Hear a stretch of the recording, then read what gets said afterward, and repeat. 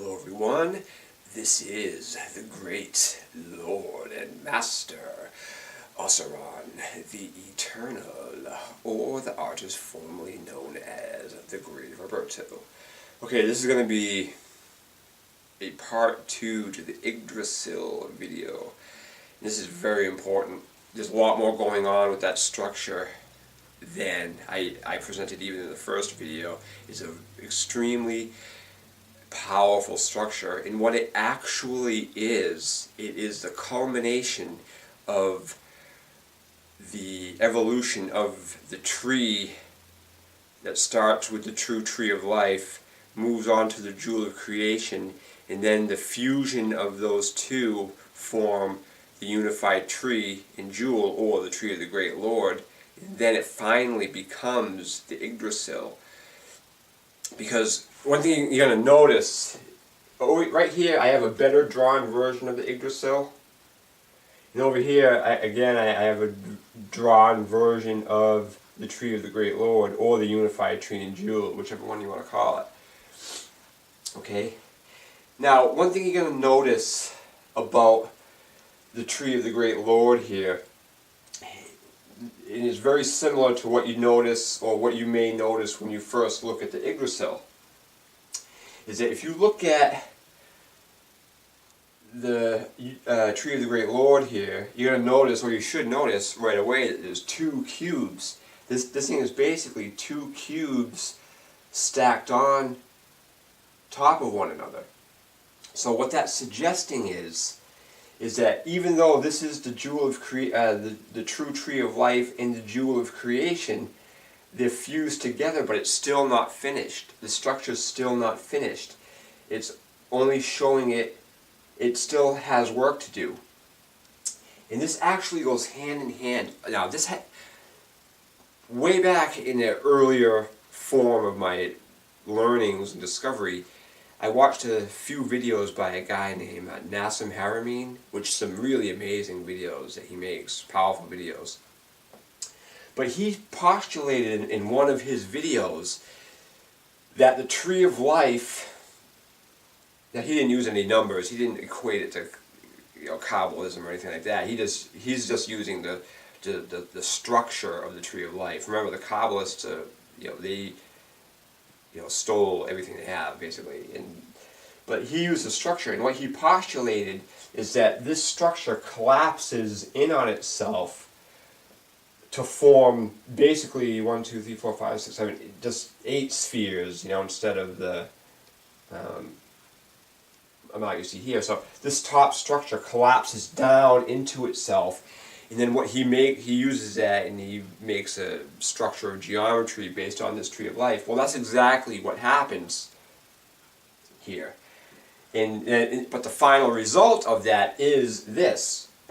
Now, the beauty of the Yggdrasil is that you don't even need all of this other stuff. Okay, you can make the Yggdrasil using the single-digit code by itself, and it stands alone powerfully by itself.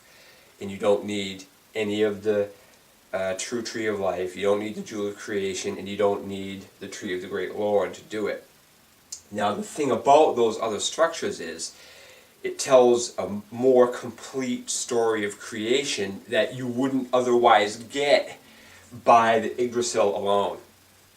And a lot of that is the codes of mathematics that come from the true tree of life, the jewel of creation, and even the tree of the great Lord, especially the true tree of life. I mean, there's mathematical codes that come directly from that true tree of life that you won't get anywhere else. And I go over that in those sections of the videos. But one of the biggest ones I want to comment again, because this is how important that the true tree of life is, and one of the primary aspects of it that is so important. I have to repeat it over and over again. And that is the middle pillar on the true tree of life. If you add it up, those numbers of the pillars, it comes to 22, which is where you get the 22 pathways from. And then if you multiply those same numbers, it comes to 360. That's so huge and so important, because the code and the math that comes with those number codes, reveal the root of creation itself. Again, if you divide 22 by 12, it gets 1.833333. And and that comes from the true tree of life, and you wouldn't get that from the Yggdrasil. A way to look at this is sort of encapsulating the story of creation that's presented by the zodiac and the Osiron tarot spiral too. Because if you remember, the postulation is that the winter months, the 3 winter months, are the womb, and then Aries is born, the baby, the child emperor is born out of the womb of that is winter. Well, this is the same thing that's going on with the tree series here. It starts out with the initial spark of creation itself, with the true tree. It becomes the jewel of creation. The jewel of creation fuses back into itself with the universal tree here, and then after it finishes its work, because this is only a pre-finished structure, it's not complete yet, there's still work to do, and I'm going to show you what that is. And then once that happens, you get the Yggdrasil, which is the emperor, the child, the Aries, and this is an Aryan symbol, This is a Nordic symbol, and the Nordics are Aryans. This is the Aryan symbol, and this is Aries when you equate it to the 3 womb months and then the birth of the structure in Aries, and it's the 4th symbol, and Aries is the 4th house from the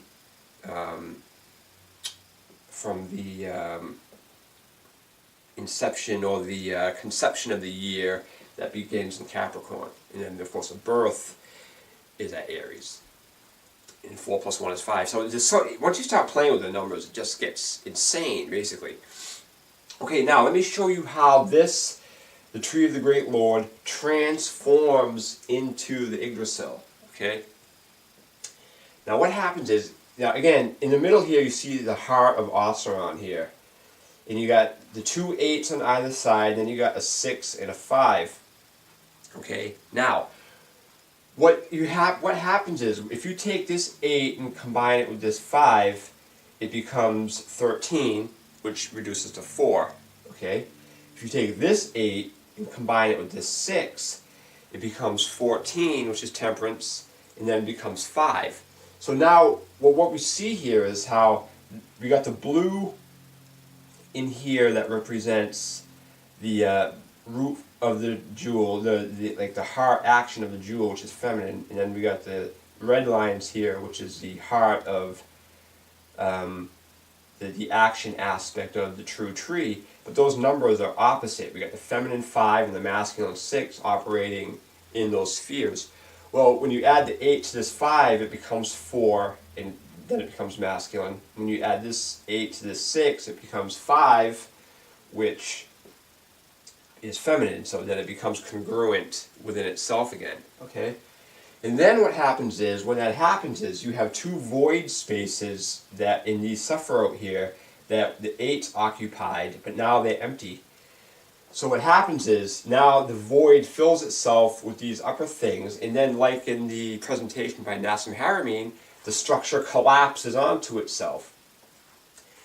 But now you're going to notice, once that happens, you have what is basically this structure, but what is missing is that upper 0.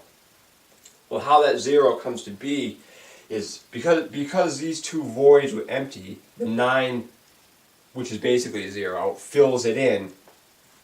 And now this structure, this upper 9 here, transforms to become what is then 5, and it can leave behind its 0 essence up here. So then once it slides down, you can say with confidence that, and with, you can show how this happens, but it leaves the 0 Sephiroth intact up top to allow for what will be the 0 state of 0 itself in this structure. So when it collapses, it leaves behind its 0 essence up top, and then it collapses into itself and it forms the Yggdrasil. Now, if you remember, when you add the 8 and the 5, that becomes 4, and the 8 and the 6 becomes 5. Well, in the heart of the Yggdrasil here, we see the 4 and the 5. So it's telling you what happens. When it's telling you how it transforms when it finishes its work into the Yggdrasil. And then all it's doing is collapsing the cubes. So basically it's showing that once you unify the jewel in the tree, it's still not working, it's still not joined together the way it's supposed to be, because that's shown by the two cubes. Heaven and earth, or divinity and matter, aren't yet working together as they're supposed to, as is represented by the Yggdrasil. And if you watch the first part of the video, I explain how that happens. Okay? Now, to get to the Yggdrasil, okay, there is a lot going on with this beautiful structure. It's fantastic. It is. If you recall from the first presentation, I showed how the Yggdrasil presents itself as a 6 to us. Okay, but it only presents itself as a 6 in idea form, in its two-dimensional state, because once you apply this to a 3D model, it changes. Once this takes on its 3D perspective, it actually presents itself as an 8, not a 6. How does that happen? Well, easy. Once you look at this in a three-dimensional form, it turns into a cube. And now on the top and the bottom you see 3 lines coming off of these. Well, those lines in the three-dimensional world become 4. Okay? Because the cube is, the top of this cube has 4 circles, so there's another line that you just can't see on the top and the bottom. So that changes the number system that was on the side over here. From a 6 perspective, it turns it into an 8. And it's simple how it does that. It turns that other 3 into a 4 for the 4 lines, same thing down here. And then what happens is when you add the 4 and the 3, that becomes 7. 4 and 3 is 7, and 7 is, as I've stated in other videos, is the fluids of the body. It's the chariot in the tarot, but it's the fluid. The chariot is the blood and the fluids of the body. So once it goes from the 6, the idea of Kundalini, the masculine amounts of Kundalini, it turns into the blood of the 7. And then when you add all those numbers up again, it becomes 26, which reduces to an 8. So in the three-dimensional world, the Yggdrasil presents itself as an 8, not a 6. Okay. Oh, and one last thing about this I want to get to. You see these lines? You see the blue and the red lines? Well, when you fuse those together, those lines merge again, and the only lines that don't cancel each other out or activate masculine and feminine are the angular lines in the center here, the 6-pointed star. Those stay congruent in here. Okay? And then, so that's why that's in here. So those lines aren't just arbitrary. Those lines come from the true tree itself, but when you collapse it, these 4 and these 4 become, just the rest of the cube. Okay? And what's left is the 6-pointed star here, untouched. Now, what I want to get, you're going to see a bunch of other numbers here. As I alluded to in the first video, when you add up, the 6 and the 2 and the 7 and the 3, that becomes 8, and that becomes 1 for 81, and I showed you how that works. Well, there's still 2 more corners that I forgot to mention, and I didn't mention it, because I added the whole middle pillar up, and that forms 27, and that does, powerful things that I have shown in that video. But if you isolate it to the corners, what happens is, you got the 81 here from those outer corners, but if you add the 1 in the 5, which is those vertical corners adding up, and you add the 4 and the 8, which is those vertical corners adding up, you get a 6 and a 3, which is, again, Kundalini broken down into its components. And what you get with that, as I circle the numbers, what you get is a number of, I'm just going from the highest number to the lowest, and that gives you an 8, 6, 3, and a 1. 8, 6, 3, 1. Now, if you add up 8, 6, 3, 1, it becomes 18, which becomes 9. If you isolate the masculine numbers and add those up, it reduces to 5. Okay, and if you add up the 2 female numbers, it becomes 4, so it polarizes in its opposite form again. become 54, which becomes 9. And what you're going to notice with that is that the 6 and the 3 entirely disappear from the equation. And again, it's telling you that Kundalini is invisible. Okay? So you got this number of 8631, you play with the numbers, and 6 and 3 just entirely vanish from the results. And all it shows is a material matrix. So that's all you ever see is a material matrix. And it's like the two-dimensional form versus the 3D form. In the two-dimensional form, the Yggdrasil presents itself as the 6, the masculine mask of Kundalini. But when you turn it into the 3 dimensions of this physical world, it vanishes and becomes 8. Okay? Now, again, if you play with these numbers, it just does amazing things. But let me point out another aspect of how this number play works. If you take the axis, any of these axes that add up to 9, like the 1 and the 8, the 6 and the 3, and the 2 and the 7, right, if you take the 6-3 axis, okay, and then compress those numbers into themselves like that, you're going to compress these numbers together and then these numbers together. So 2 and the 1 become a 3, the 8 and the 7 become 15, which becomes 6. So when you compress that, it turns into 6 and 3 again. Now, using that same axis, if you compress it the other way, if you take these 4 circles and join them onto the line of the axis, it turns into something else. It goes, the 8 and the 2 become a 10, then 1. And the 7 and the 1 become an 8, so then it goes 18 on that line. And they all do this. They all present a similar thing. Like for instance, if you take the 1 and the 8 and do the same thing, compress it down, it goes 7, 8, 9, 10, 7, 8, 9, 10 for 1, and 6, 7, 8. It goes 81. It gives you the 81, as we saw. If you do it the other way, drive it into the line and make a 5 sequence of numbers, it goes 3, 4, 5. And then that becomes 13 and 4, so it's giving you the reverse of the center of this thing, 4 and 5, when you do it that way. When you do the 2 and the 7, and compress it into itself, I gotta look at this, and compress it into itself, you get 3 for 4, and then again 8, 9, 13, 14, which is 5 again, you get a 4 and a 5 that way. If you drive it into the line, you get 8, 9, 10, 11, which is 2, and then 6 and 7, which is the opposite of the 2 and 7. So it goes 2, 7, and then what would be 9, and then 2, 7 again, you know what I mean? So then 2, 7. So the interplay of the numbers of this thing is glorious. You could play with it all day and see amazing correlations of this, how beautifully this thing works with itself. This is a glorious and divine structure.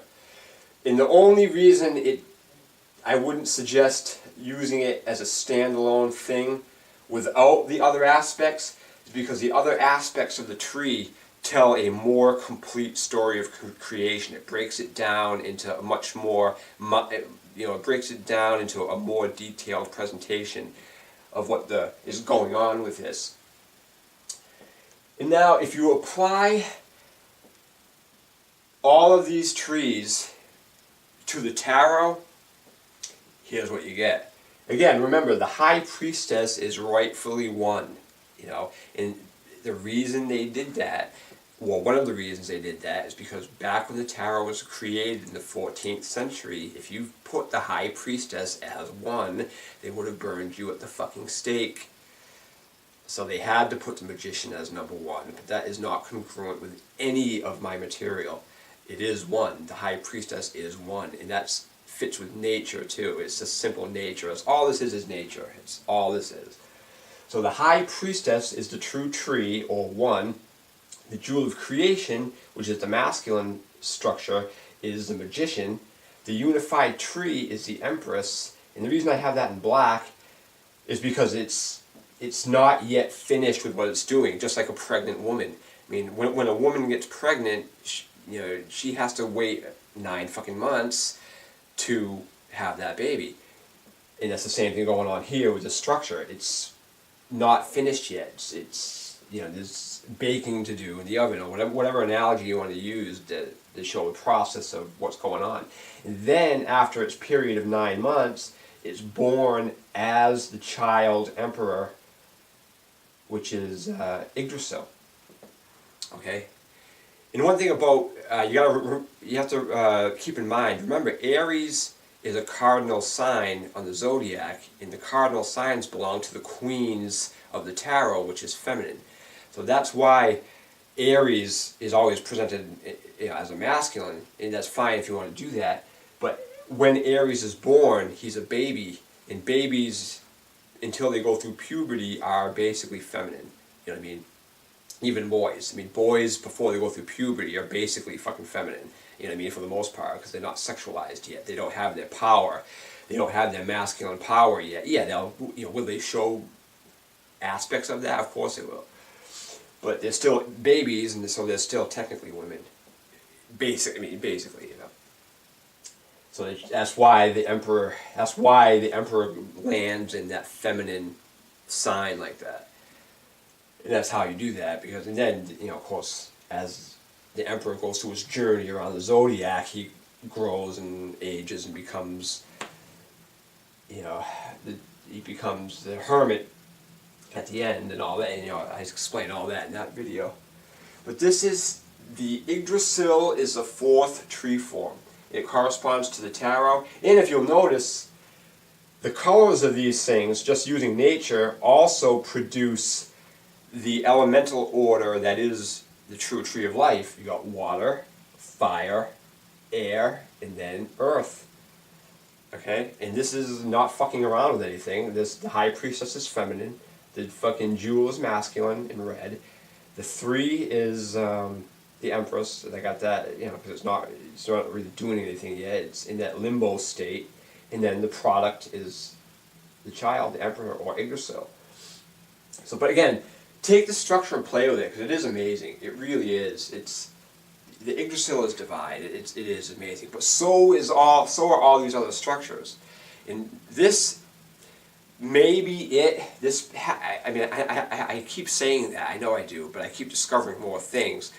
But this series at this stage of the game definitively blows the door off the Kabbalistic charade, because I have done it. I mean, if you're still following this series all this time, thanks for watching all these, because I know I've definitely overkilled my point with this series.